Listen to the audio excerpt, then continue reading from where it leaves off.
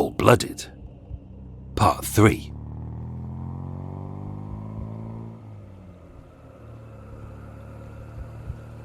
Friday the 6th of October 1944, at roughly 3:30 a.m.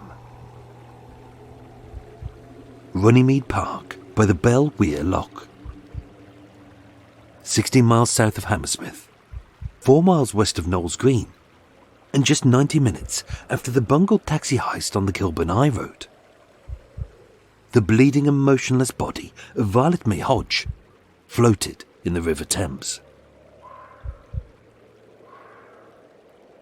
Manually strangled and callously dumped in the dark bitter waters, this 18-year-old waitress had been lured by a wannabe gangster who was too eager to impress his excitable gun moll in what would be a dry run in 24 hours' time for the callous and cold-blooded murder of George Heath.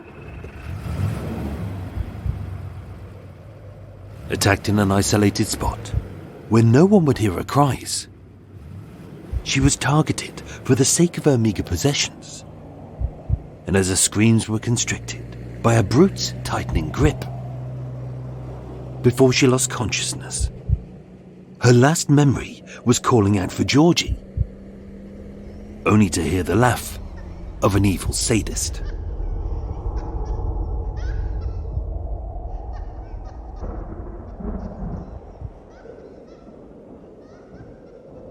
When arrested, Georgie would claim that she was innocent, that she was just a naive young girl forced to witness the crimes of an escaped maniac with a violent past out of excitement and of fear. But was Ricky pressured by a desire to impress Georgie? Or was she the real psychopath who goaded him to kill?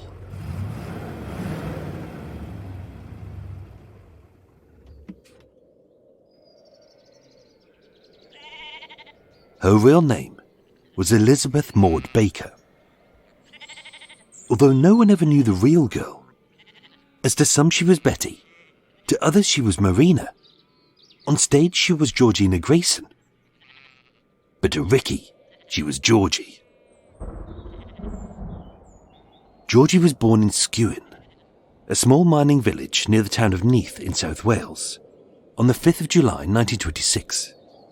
To Nellie, a housewife, and Arthur, a labourer. Described as a decent, hard-working family, who were clean and law-abiding, being showered with love, and as the apple of her daddy's eye, she should have wanted for nothing. But being immature and needy, she was a constant source of worry.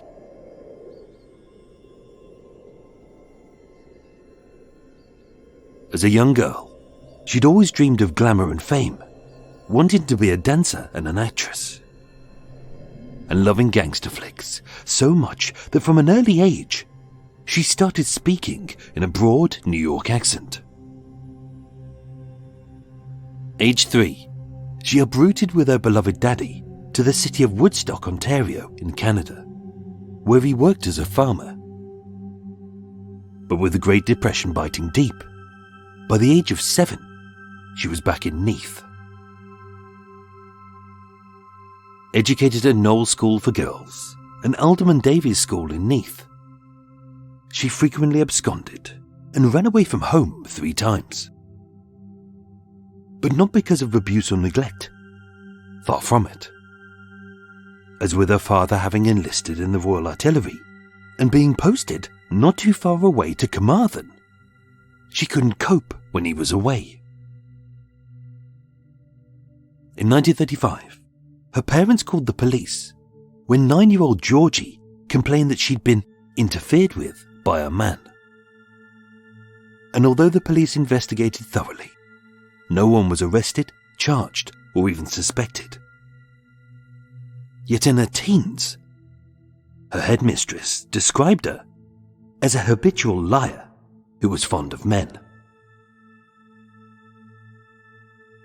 As a daddy's girl who got away with everything, in February 1940, aged just 14, she absconded from home, having stolen her mother's money. found in Swansea. She accused a local man of having sex with her. And although Philip Hill was charged on 2 counts, he was later acquitted as she was proven to be a virgin, and she admitted that the allegations against him were without any foundation. 3 weeks later, found drunk, unconscious, and slumped in a gutter, she claimed that she'd been indecently assaulted. Unable to control her, she absconded again, and on the 30th of May 1940, at Neath Juvenile Magistrates Court, she was charged under the first schedule of the Children and Young Persons Act 1933. It wasn't stated what crime she'd committed, but it was either a suicide attempt or an assault of a child. Removed to Northenden Road Approved School in Cheshire, where unruly girls were sent instead of going to prison. Again, her next headmistress said she was a born liar, and this became the hallmark of her life. Released on license to her home in September 1942, age 16, her mother struggled to control her, and although she claimed to be good and innocent, Neath police stated that she was a strong-willed woman of very loose morals. Therefore, marriage should have been the making of her. And although on the 20th of November 1942, she married a serving soldier named Stanley Jones at Neath Registry Office, just 1 day later, she cheated on him, whilst claiming he was a prisoner of war whilst fighting in Arnhem.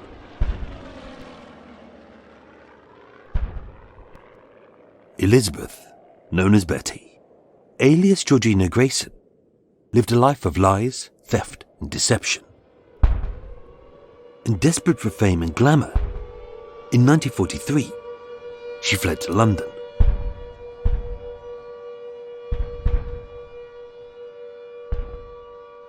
It defies belief, but while 1.5 million civilians fled the war-ravaged, bomb-cratered city of London for the safety of distant Welsh towns like Neath, Georgie headed smack bang for the danger zone. After several jobs as a chambermaid, a barmaid, and as a waitress at Paul's Cafe, where she met Harry, an old war reservist who became a friend and a father figure, she claimed, "I worked as a cabaret dancer and a striptease artiste at several infamous venues such as the Panama Club in Knightsbridge and the Blue Lagoon in Carnaby Street. Only when checked, there was no evidence to prove that." Living in lodgings across the smoking ruins of West London, on the 19th of June 1944, just 2 weeks after D-Day, Georgie's mother received a telegram in which she wrote, "Mummy, I'm fine and lucky to be alive," as her lodgings on Edith Road had been bombed and reduced to a blackened shell.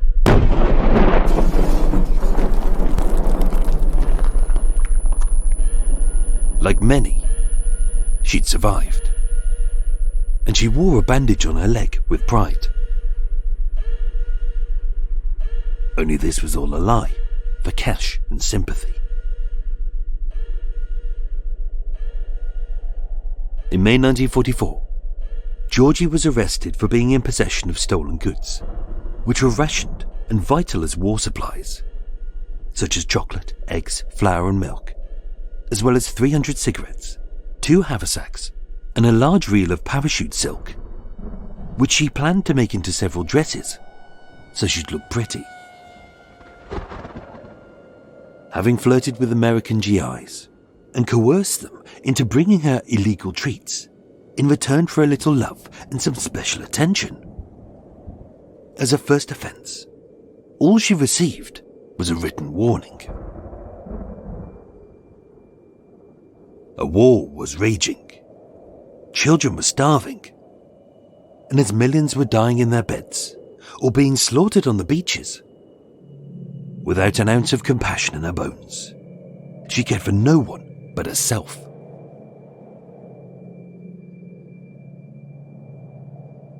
On Friday the 22nd of September 1944, Georgie moved into a small second-floor front room at 311 King Street, owned by Mrs. Edris Evans. At first, the landlady liked her. She found her charming, sweet, and naive. But quickly realizing that this was all just a facade, soon enough, she saw that the real Georgie was a ruthless liar who could manipulate men into doing anything for her to keep her happy and keen. 11 days later, she met Private Carl Hulton, alias Ricky Allen, a man of danger and death. But having fallen for his lies, she believed he was the answer to her dreams.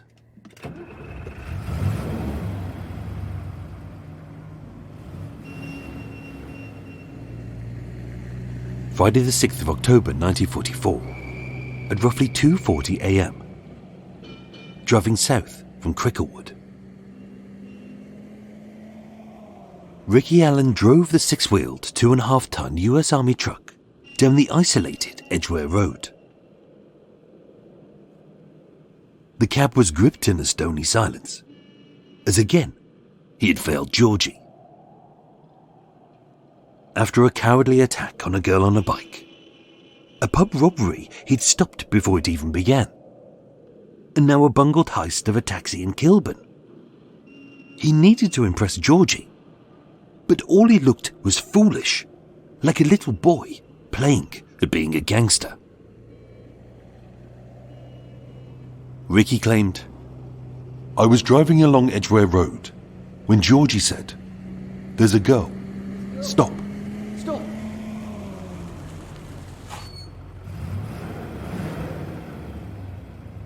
According to Ricky, it was Georgie's decision to pick up a girl, to attack her, and to dump her.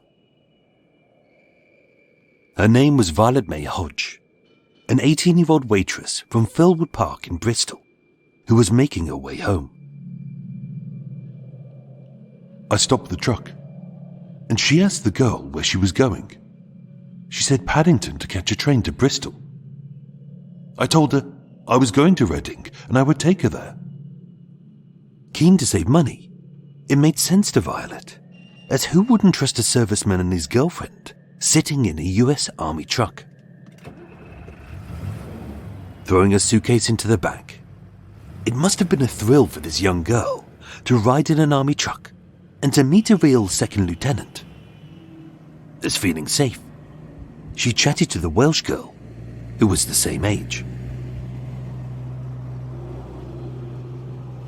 We rode out of London along the river, taking a familiar route through Hammersmith, Chiswick, and following the Thames, through Brentford, Teddington, Shepperton, Egham, Staines-upon-Thames, and cutting through Runnymede Park towards Reading, not far from the ditch in Knowles Green.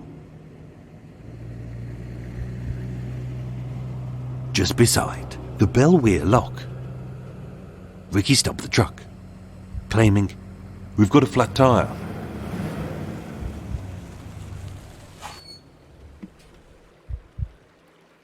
It was dark, quiet, and isolated, with no houses in sight and no people to be seen.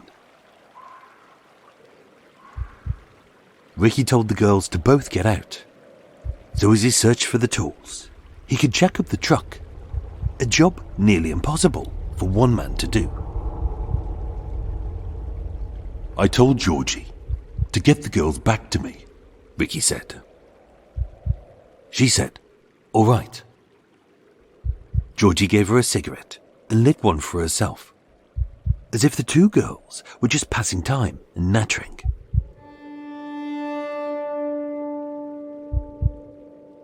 But somehow, Violet knew something was wrong. Whether it was their furtive glances, the even tires, or having overheard Ricky. Whispering to Ricky, Georgie said, "I think she's wise to it." So to distract her, Georgie got back in the truck to get some blocks. and as she did so, Ricky later confessed, I hit the girl over the head with an iron bar. It was a 1 kilo tire iron, heavier than a brick and harder than a human skull. As the fast whack on the back of the girl's head caused her to stumble, to stagger, and blood to trickle. But oddly, she didn't fall. Violet screamed, "Georgie!" Her eyes wide with terror. "Georgie, don't let him do it!" As the tire iron came downwards again on her bleeding head. As she pleaded, "Stop him! Make him stop!" Only Georgie didn't. She just watched. And as the young girl remained upright, her pale face now soaked with a river of red. As Ricky seized her throat and his hands began to strangle her. At her tears, Georgie just laughed. Ricky confessed. She fell. I knelt on her arm with my left leg, my right leg in her back, and her neck in a headlock. The girl was waving her right arm, panicked and terrified. Georgie knelt on it, and as the young girl was overpowered and lay bleeding and gasping for air, she went through her pockets. Georgie later stated, "The girl made a gurgling sound, and I saw blood coming from her mouth. She was struggling as Ricky tightened his grip. I held her legs for about 10 minutes before she became limp."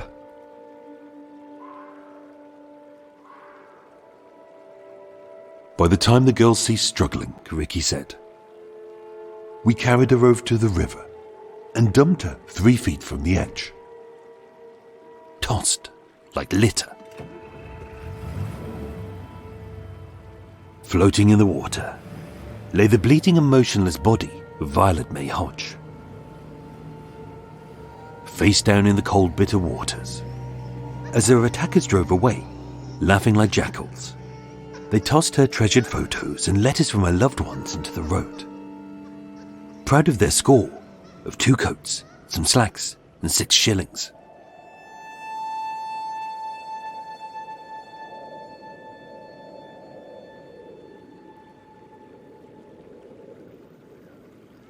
Georgie later confessed, I thought she was dead. Only she wasn't. Bleeding and unconscious, although her body was partially submerged on the riverbank, with the low tide going out rather than in. She didn't drift, she just lay there, her head in the mud, slowly breathing. Coming to, a shivering and sodden Violet would state, I reached an overhanging branch of a tree, and I dragged myself out of the water. I saw that the lorry had gone, so I made my way to a cottage. Helped by good people, she was taken to Windsor Emergency Hospital, suffering a head wound and a ruptured eye. Physically, she would make a good recovery and become a key witness.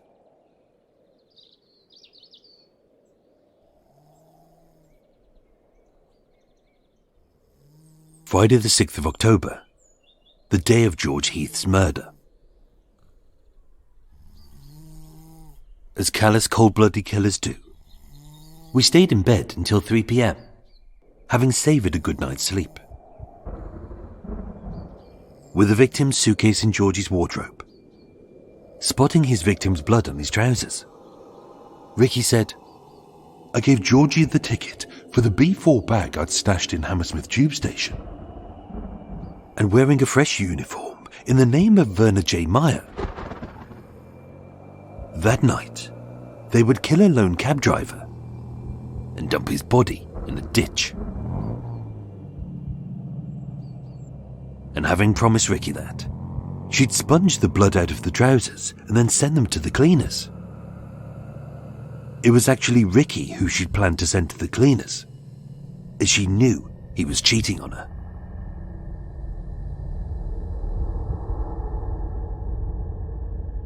Monday the 9th of October 1944, 3 days after George Heath's murder.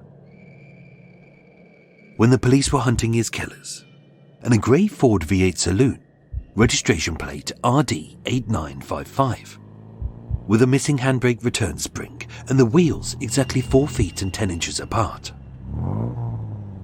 For safety, Ricky had hidden it in the old Gaumont Cinema car park. But with the cold shoulder and the stony silence between both killers having returned, he drove the car around to 159 Fulham Palace Road to impress his new girlfriend, 16-year-old Joyce Alma Cook. All it took to crack the case was a lone constable with a keen eye walking his beat in Lurgan Avenue. At 8:10 p.m, they blocked the street. Several detectives lay in wait, and as Ricky exited his girlfriend's house 50 minutes later, they rushed him before he could flee. Pulling him out of the driver's seat, although he had wiped away any prints or blood, they found the .45 caliber Colt Remington pistol in his hip pocket, and 6 bullets exactly matching those which were used to kill George Heath.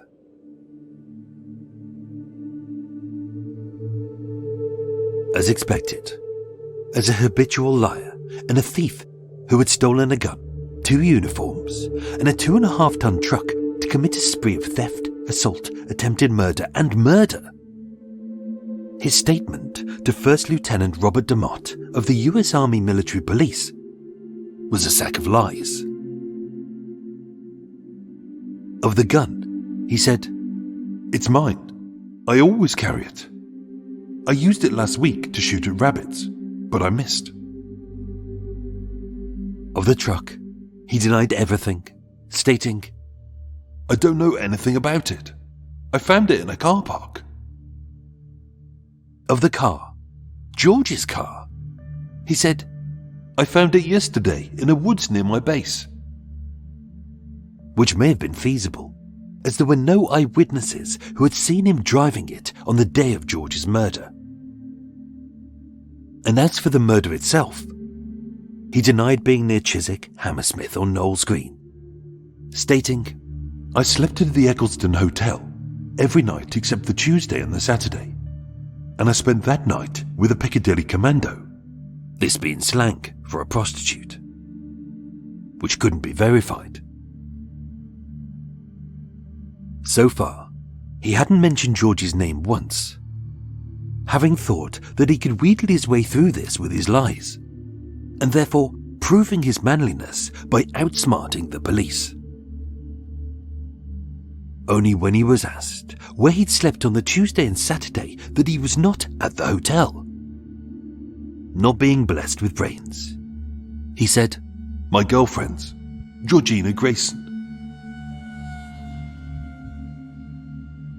Driven by the police to her second-floor lodging at 311 King Street in Hammersmith, they arrested Georgie, who was not best pleased at her so-called boyfriend's betrayal, and found Violet's clothing, her suitcase, and the bloodied trousers that Georgie had said she'd sponge and take to the cleaners, but didn't.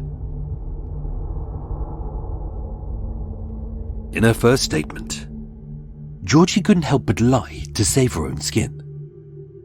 And as a selfish little girl who only thought of herself, seeing her aliases, her fake job as a dancer, her history of accusing innocent men of assaulting her, and even the bandage on her leg from a bombing she hadn't been involved with, the police knew that every word which came out of her mouth was a very distant cousin to the truth.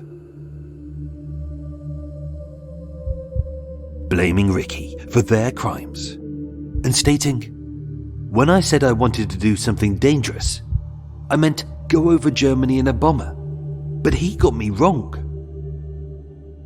although she would admit a minor part in his spree. With only circumstantial evidence against her, the detectives had no choice but to let her go.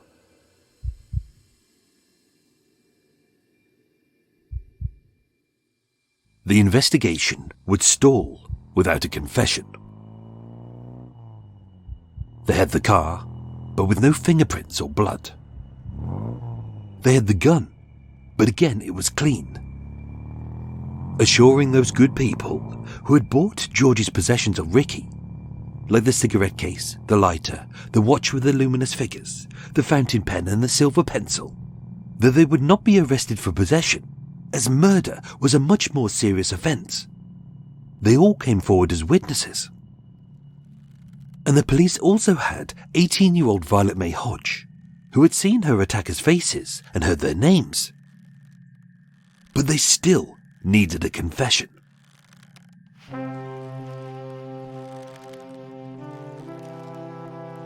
So with Ricky knowing full well that George's words could convict him, and that if she blamed him for everything, that he would hang, he opened up.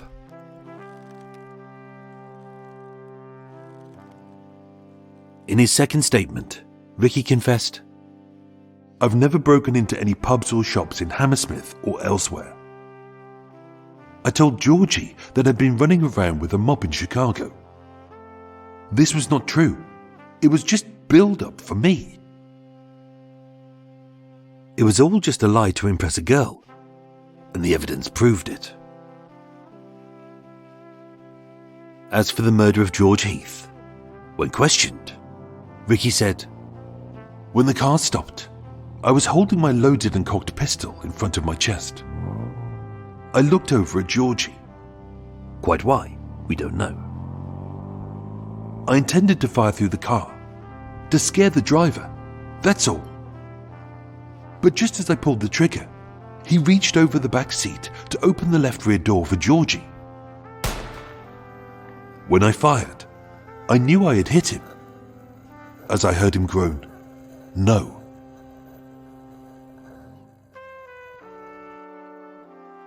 In his own words, it was an accident. A mistake made by a nervous boy who was desperate to impress a girl. What he needed now was for George's story to back him up, as based on her evidence, if convicted, the best he would get would be a life sentence for manslaughter, and not a death sentence for murder. And so the life of a cold-blooded killer hung on the testimony of another. That day, while walking free in Hammersmith, it's ironic that Georgie paid a visit to New Pin Cleaners in King Street, where she had promised Ricky that she would take his blood-stained trousers, but didn't. Inside, bumping into Harry Kimberley, an old war reservist who'd become her friend and a father figure. When she told him her story and asked for his thoughts, he sagely said, "The best thing you can do is to go back to the police station and tell the truth."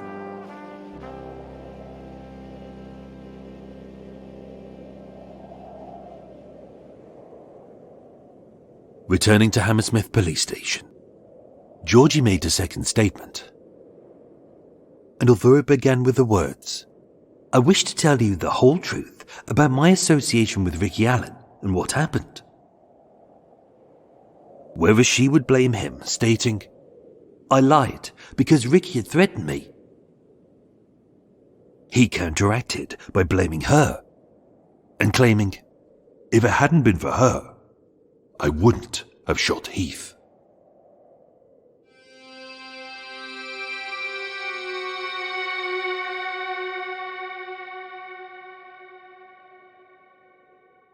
Charged with the armed robbery of John Strangeway, the intent to murder Violet May Hodge, and the murder of taxi driver George Edward Heath. Their trial began at the Old Bailey on the 9th of January 1945. Across a 6-day trial, both Carl Hulton, alias Ricky Allen, and Elizabeth Jones, alias Georgina Grayson, spoke in the witness box for hours of their innocence and blamed the other, with Georgie professing that she was just an innocent girl who'd been dragged along for the ride, and Ricky claiming it was all her idea, but with overwhelming evidence of their guilt stacked against them. On the 15th of January 1945, 22-year-old Carl Gustav Hulton and 18-year-old Elizabeth Maud Jones were found guilty of willful murder, with the only permissible sentence, given the gravity of their crimes, being death. They both awaited the hangman's noose.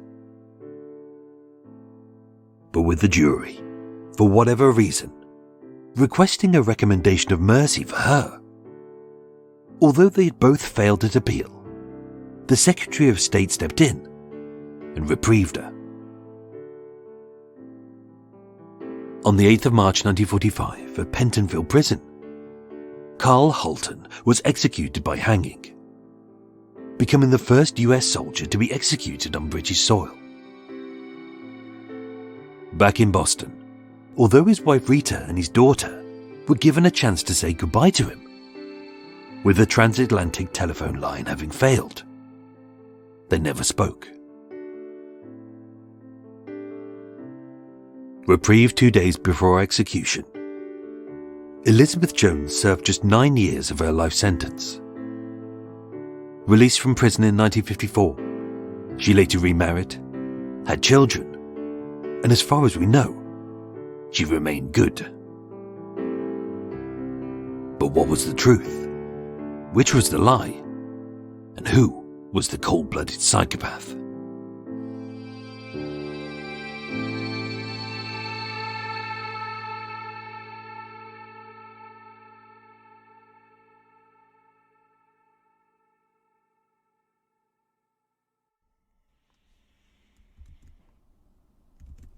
Good. Oh, yes. It's the last scripted recording of the year. Yeah. What day is it? 23rd of November. Well done, Michael. The day after JFK's assassination, the 60th anniversary, of which I put out some rather good videos during the week. Bloody TikTok. I hate TikTok and all that. It's really annoying me now. What I've realised is if you put in the effort into something, it goes nowhere. Like I spent a good couple of days making these little videos and writing them and making them nice and interesting. Almost no reaction to it at all. Like on the 60th anniversary of JFK's assassination, on the day, with all tacked up and all probably done, no one gave a shit. A couple of weeks ago, I posted a little video of a car that had caught fire about a week ago and was just burnt out. That's had 15,000 views already. Amazing, I never get it. I did a really good video that I put on YouTube ages ago about this guy who went in and attacked a prostitute in a flat on YouTube. Really nicely made video. It got 300 views. I did the same video, a shit version, not scripted, just literally walking past it, went, this is a building, blah, blah, blah. Posted it on TikTok, 1.6 million views. So therefore, that concludes people who use TikTok are fucking idiots. Absolute idiots. Just no idea of quality. But there we go. The downfall of our country is going to be TikTok. Because no one reads books anymore. They don't. People are becoming thicker, aren't they? Anyway.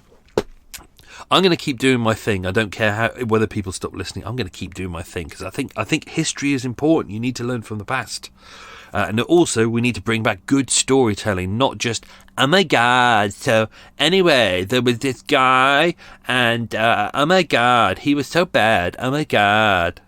Those podcasts, oh dear. Anyway, so that was the last episode of this year. Don't forget, I'm going to do the extra bits because there's a lot to cover in this episode. As mentioned, it's going to be a 4-parter. I felt it better to cut it down to 3.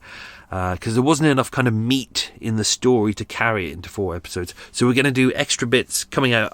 I think I'll probably put them out just after this episode, so you can enjoy them. They will be the letters that Georgie wrote from prison. They're really interesting. And also Carl's statements, so Ricky's statements, the first one and the second one, and then Georgie's statement, first one and the second one. I think they're important to read all of them out, so I'll do that.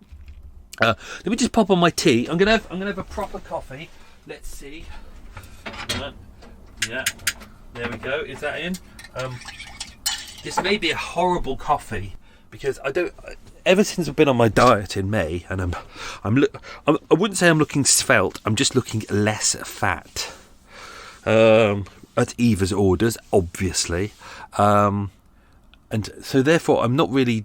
I used to have my coffee with like 2 sugars in it, all that, but now I just drink black coffee, and occasionally now I treat myself to my regular coffee. Like I'll have a coffee with my powdered milk in it and my sugar, but I think the powdered milk has gone old. So you put it in the coffee and it goes, oh good, and then you go to drink it and you go, oh, it's black coffee again. And you realise all the powder has sunk to the bottom.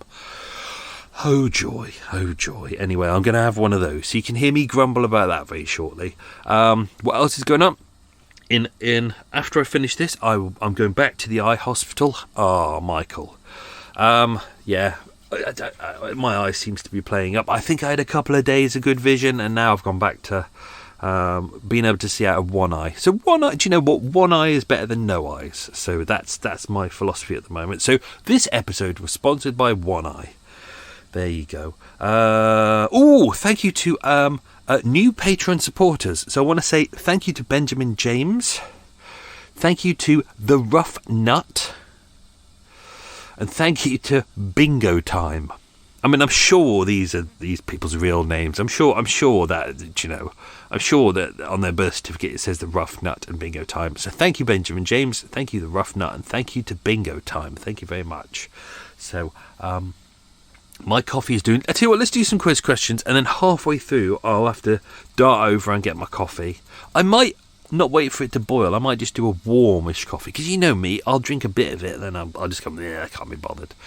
Have I said welcome to Extra Mile? This is the unscripted, unedited bit, so we're going to do some quiz questions. I'm going to dive into some extra stuff about Georgie in a bit, and some stuff that never made it into the episode. So, and I'll have a coffee. That's very exciting, Michael. Wow.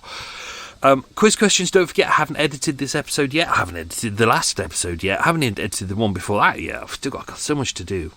But I will be done before December. Brilliant. And I'm going to edit. I'm going to record these videos. The videos that no one watches. I'm going to. You can see some of them on TikTok, some on YouTube. I'm going to do those this weekend before I go out to watch Napoleon at the cinema. Brilliant. That's the highlight of my weekend. Michael, your life is so exciting. So let's do this. Quiz question number 1.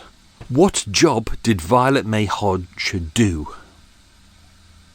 Question number 2. What was Georgie's middle name? Question number 3. What country did Georgie live in, aged 3? Question number 4. What was the name of Georgie's husband? Tea's about to go. Hang on. I caught it just before it started boiling. Good. That'll do. Ooh, it's a bit stronger than I'd normally have it. I'm a weak tea man. It's because I'm an old man now, and therefore it's decaf. I have to have decaf because I'm an old man. And anyone who's an old man knows you can't have decaf anymore because it makes you wee a lot. Really makes you wee a lot. Like to the point where you can't hold your wee. It's really embarrassing. I hope I'm not going to end up smelling of pee. Maybe I will. Maybe I already do. Question number 5. Name one of the 2 clubs where Georgie said that she was a dancer. Oh, a bonus question there. One of those clubs is associated with one of our very early episodes. If you can name who the victim was in that club, I'm going to give you 5 extra points. There you go. That's a biggie bonus question. Question number 6. In May 1944, she was arrested. You have to remind me that I've done that bonus question because I might forget. Question number 6. In May 1944, I don't know how you're going to remind me because I can't hear you, can I? Unless you get into a time machine. This is not going to work, is it? In question number 6. In May 1944, she was arrested for being in possession of what 7 items? So name 3 of the 7 items. Question number 7. On what road did they pick up Violet? And question number 8. In what UK city was Violet Hodge from? So let's dive. I tell you what, I'm going to go in reverse. What I deliberately try and do is make sure that we don't overrun with extra mile, because sometimes it goes on too long. So what I'm going to do, I'm going to go in reverse. I've got something that I didn't put in the episode. So after they had attacked, John Strangeway, the taxi driver, which had failed over in Kilburn, and then they'd come down road, and they went in search of they picked up Violet, right, and then they attacked her, and then because there was a coldness between them, they went off to go and attack someone else. So I'll read this. This is the point afterwards. I was going to put this in the story, but I couldn't work out how to make it work in there, so in the end I decided not to put it in there. And I'm not too sure. I think this is kind of part of... Ricky is kind of feeling very much like a failure. Even though they've attacked a girl and they've left her for dead, they don't know that she's not dead, but they've attacked her for dead. That should be the point where they're like, as this kind of killer couple, they should be like, yes, we've done this, but for some reason it's not there, or it hasn't satisfied everything. So Elizabeth, who is Georgie, said, Ricky and I went round to the car park and saw the Ford V8 there. Ricky said, it's all right with... Hang on, let me get past this bit. Okay, right. Let me just whiz on. We then drove to Piccadilly and saw a prostitute wearing a fur coat, which seemed to attract to Ricky's eye. This is Georgina saying this. He said, I'll get the girl and get the coat. But there were some policemen standing near, so we prowled around and round. We gave some soldiers a lift from one place to another during the night. We returned to Piccadilly to try and pick up the prostitute with the fur coat, and Ricky was disappointed because he saw her walking off with an American soldier. We got back to Wood Lane in Shepherd's Bush about 7 a.m. on Monday morning and went to a cafe and had some eats. We left the car outside the cafe, which was near Wormwood Scrubs. So it's weird. It's escalated and escalated, and at this point they haven't killed George Heath, but it's escalating and escalating, and then having already picked up an 18-year-old girl alone, driven her to an isolated area, beaten her over the head, strangled her and dumped her in the Thames and stolen her stuff, you would think that they would be satisfied by that, but they're not. So there's not a huge amount on that, but I couldn't quite work out what to do with it. So there's that. Also, there was more to the falling out as well. This is something that was happening over time, and I didn't want to draw attention to it. I wanted you to think that this story was going, that they were escalating and escalating, and then there's going to be a big police chase and a shootout and something like that, something exciting. But it's not. It's really interesting in that it all collapses because of arrogance and jealousy. And I kind of referenced at the start that, he's married and he's got a girlfriend and he's cheating on his girlfriend. He's like that, and she doesn't really care about men. She just kind of will shag anything. She's just not that bothered. So she was actually cheating on him as well. This was the Sunday. So this is the day after George Heath's body was found, and this is the day before the arrest. So Georgina said, I stayed in all day until about 8 p.m. Obviously, as mentioned before, you've got to kind of take her word for this, but most of it may not be true. When I went out to buy cigarettes, I could not get any in the Black and White Cafe. I went over to the public house near the Marley Metropolitan Railway Station. I saw an RAF man go into the pub, and she asked him if he could get her 20 players cigarettes. Just to point out, don't forget this is 1945, so women can't go into pubs by themselves. Women have to be escorted into pubs by men. We still in Britain had it that women could not go into pubs by themselves without a man to accompany them up until I think it was mid-1970s. I think it was 73 or 74. So that's why she has to do that. And that's where she's getting her cigarettes from. She said at 10 p.m. he asked me if he could walk me home. He'd invited her in for a drink. I think his name was Mac. We don't really know what his name was, but obviously being a serviceman, his name is Mac because apparently they're all called Mac. And then if he's from Scotland, his name is Jock. We've seen all the war films. We know that there's Mac and Jock and Ginger. Just ridiculous. She said at 10 p.m. he asked me if he could walk me home. Don't forget, her home is just down King Street, and that's the route they went down in George Heath's cab. So as they went from Cadby Hall down King Street to where they would ultimately kill George, they actually went past George's flat. I said yes, and I took him up to my room, dirty girl.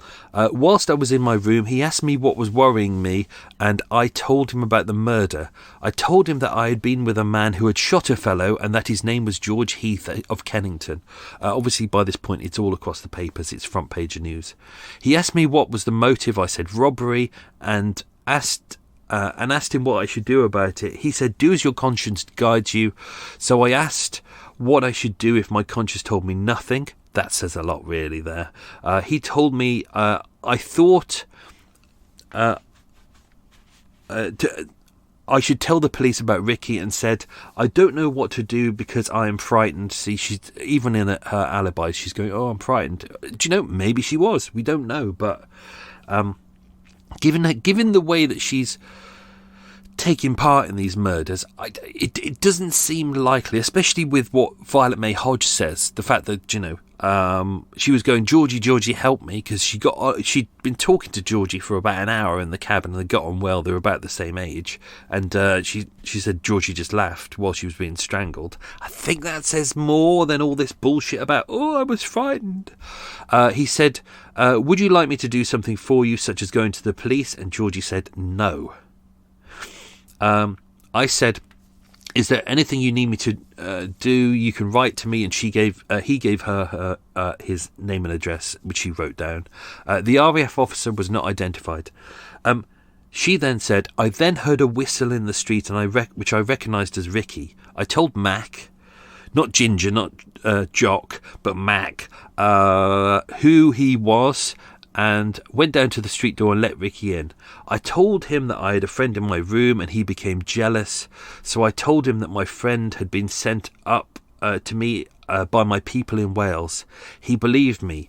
Ricky sat on the stairs, and as Mac came out of the door, I introduced them. Before Mac left my room, I told him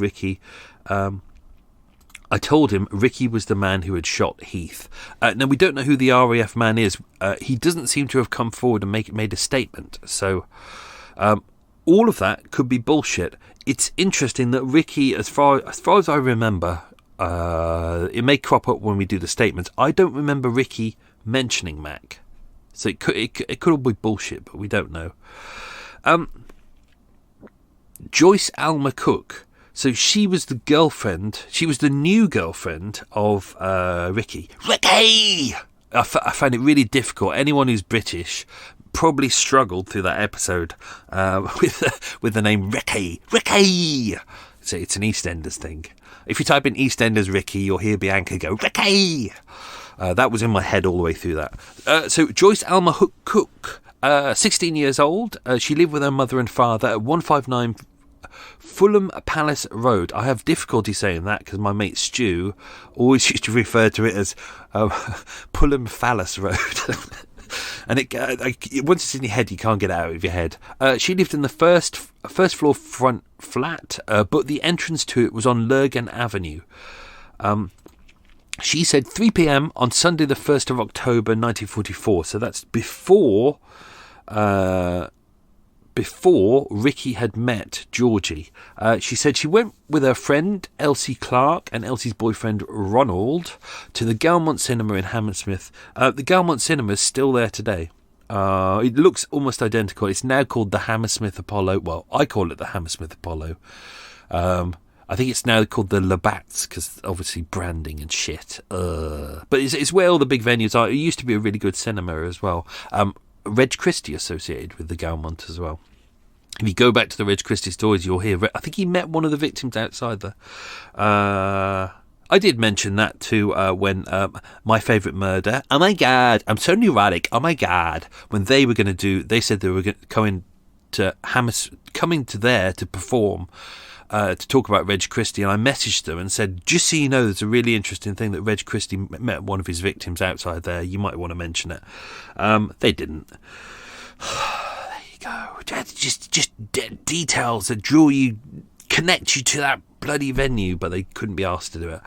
So at 6:30 p.m, she said, came out. A US Army officer smiled at her, and an Englishman. Now we know that Englishman is Len Bexley, who's Ricky, let's keep calling him Ricky, is his mate, who we met in part 2. She smiled back. It was raining. They entered a shop doorway. The airman followed her and said he would like to take her to the Milk Bar. That was a popular kind of hangout across London. There was a lot of them. And she said, yeah, let's meet in about half an hour. She said the airman was Richard Allen, a.k.a. Ricky. Now, we know that as Carl. They went to the Broadway Cinema, which is the Hammersmith Apollo. Came out about 8:50 p.m. He took her to the back of the Gaumont Cinema, so that's the car park at the back. Oh, lucky girl. She saw a big American truck with a star on it. So that is the 2.5-ton 6-wheeled truck. There's some references in there to it being a 10-wheeled truck. I've kept it as a 6-wheeled truck because most of them were 6-wheeled trucks, but some of them were 10-wheeled trucks. It really doesn't make much difference in the story, let's be honest. Unless the story was about wheels. He invited her inside. She refused. She said, I don't like the look of it. She said, let's go home. And he walked her home. She invited him up to the flat and introduced her to his parents. He said his name was Richard Allen, that he was 27 and attached to the paratroopers stationed in Newbury. Originally, he was from Massachusetts. He said he was single. He wasn't a paratrooper either. And she arranged to meet him the next day. Interestingly, her parents really seemed to like him. They seemed to get on really well. And he even turned up. So the clothing he was wearing, not the bloodied ones that he'd given to Georgie to take to cleaners, but his other ones the next day, the mother of Joyce, who's his girlfriend there, she'd actually washed them. So a lot of evidence was destroyed in that. But obviously her mother didn't know that he was a murderer. So those were the clothes. I can't remember. No, doesn't matter. Anyway, yeah. So yeah, so there's a lot of back and forth on this.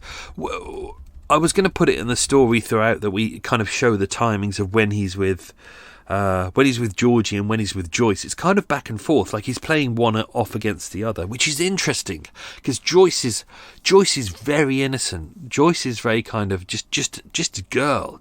She's like a shop assistant. She's just left school. She's a little bit shy.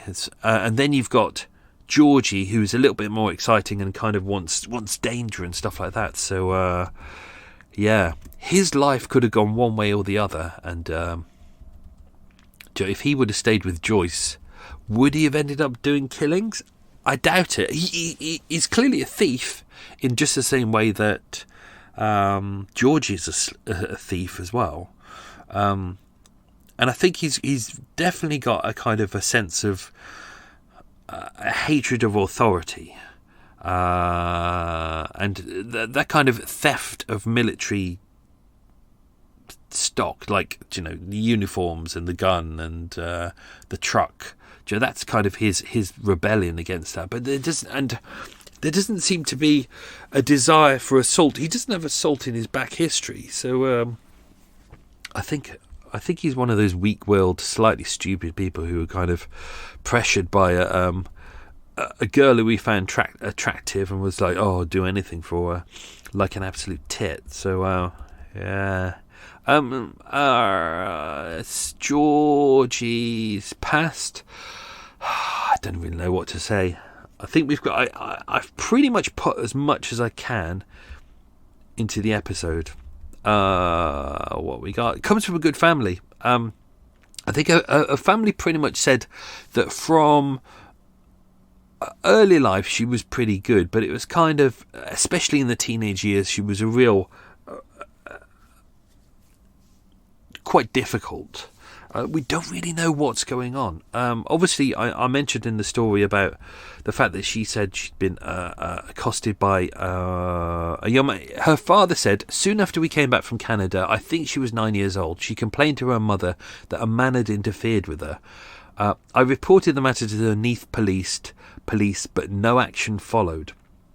I went through all the reports that we could find on that. There's literally nothing on it. Police couldn't find out who the man was, so maybe it did happen. Maybe this was kind of something that sparked off. Maybe it didn't happen at all. She's there's a lot in her past about, she's very sexually driven. She's very needy for her father's attention. She's very much a daddy's girl. So I think there's a lot going on. There's a lot of lies going on. So I don't think we'll ever know what the truth is. As mentioned in the episode, now this is a juvenile crime. So this isn't on her criminal record because she was underage at this point. But 30th of May 1940 at Neath Juvenile Magistrates Court, she was charged with being a person in respect of whom an offence mentioned in the first schedule of the Children and Young Persons Act 1933 had been committed, requiring care and protection. Now, it wasn't stated what was in there, so I went through the first schedule of the Young Persons Act of 1933, and it was very vague. So either she was a victim or she was a culprit. And given the fact that she was put into an approved school afterwards, it seems more likely that she was a culprit. It was suggested that it could have been a suicide attempt, but if it was a suicide attempt, surely they would have put her in a hospital, a mental health facility, a psychiatric unit, which they wouldn't have had then, but something like that, whereas instead they put her in an approved school, and an approved school is basically a borstal, which is kind of the junior version of before you're old enough to go to prison. That's where they put you first. So it makes sense that she would be the culprit of something then. So all I could boil it down to was it was either the battery and assault of a child, or they said the manslaughter or murder of a child. But given the fact that she was sent to an approved school for 2 years and then was released on licence, I think it's less likely to be the murder of a child or manslaughter of a child. I think it's more likely to be the assault or battery of a child. So it's that. But I went through all the newspapers that I could find in Neath, and I couldn't find any reference to this. I could find bits and pieces, but I couldn't find out exactly what it was. And given the fact that the victim would have been underage, that's all we know. So I think that kind of rules out that. I'm getting bunged up. I hope this isn't a winter cold. Best bloody not be. Eva would be very unhappy because that means I'll be bedridden, and there's only so many jobs I can do for her in bed. Ooh. Let's see how my coffee's doing. Has it all sunk? It has. It's all sunk. And then if I stir it, it goes to a nice-ish brown. But if I don't stir it, then I'll drink the black coffee and then I'll tip it away and I'll go, oh, look at that horrible sludge on the bottom. I'm just not really doing dairy anymore anyway. Right, let's do the quiz questions. Let's see how many you got. We'll do the bonus one as well. Well remembered, Michael. Well done. Question number 1. What job did Violet May Hodge do? She was a waitress. Question number 2. What was Georgie's middle name? Well, she claimed it was Marina, but it was actually Maud. Her real name, Elizabeth Maud Baker. Don't forget Jones. Well, there you go. Well, that's the 4th question. Jones was her married name. Jones, of course it was. She's Welsh. Jones. It's either Jones or Williams or Thomas. All right, but question number 3. What country did Georgie live in age 3? It was Canada. Question number 4. What was the name of her husband? Just gave you the last part. The first part was Stanley, so it was Stanley Jones. Stanley Jones. Question number 5, with a bonus question as well. Name one of the 2 clubs that she claimed that she was a dancer at. So one was the Panama Club in Knightsbridge, and the other was the Blue Lagoon in Carnaby Street. So for 5 bonus points, who was the victim, who we mentioned in a very, very, very, very, very early episode of Murder Mile, who was murdered just outside the Blue Lagoon Club, actually, in 1948, so a couple of years after this. It was Margaret Cook. I think that's episode 13. Question number 6. In May 1944, she was arrested for being in possession of what 7 items? So if you name 3 of them, I will give you the point. It was chocolate, eggs, flour, milk, cigarettes, 2 haversacks, and a large reel of parachute silk. Question number 7. On what road did they pick up Violet? It was Edgware Road.